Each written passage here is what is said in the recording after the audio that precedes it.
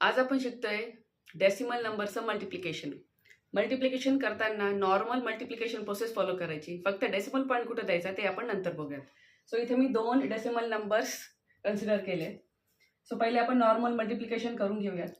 6 5 जा 30, 3 कॅरी 0 इकडे. 6 2 जा 12 प्लस 3 15. 6 3 जा 18 प्लस 1 19. आता 0ने मल्टिप्लिकेशन करू. 0 5 जा 0, 0 2 जा 0, 0 3 जा 0. या दोन नंबरची ॲडिशन करू.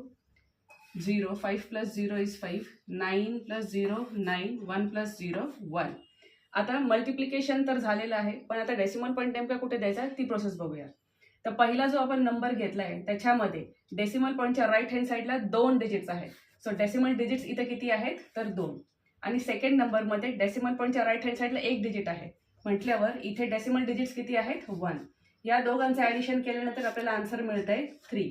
मग आता काय करायचं, हे जे आन्सर आहे ह्याच्या लेफ्ट हँड साईडनी हे डिजिट्स काउंट करायला सुरुवात करायची. तर किती डिजिट्स काउंट करायचे आहेत 3 डिजिट्स काउंट करायचे लेफ्ट हँड साईडनी.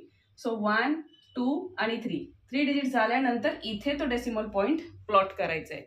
हे आहे मल्टिप्लिकेशन ऑफ डेसिमल नंबर्सचा कॉन्सेप्ट.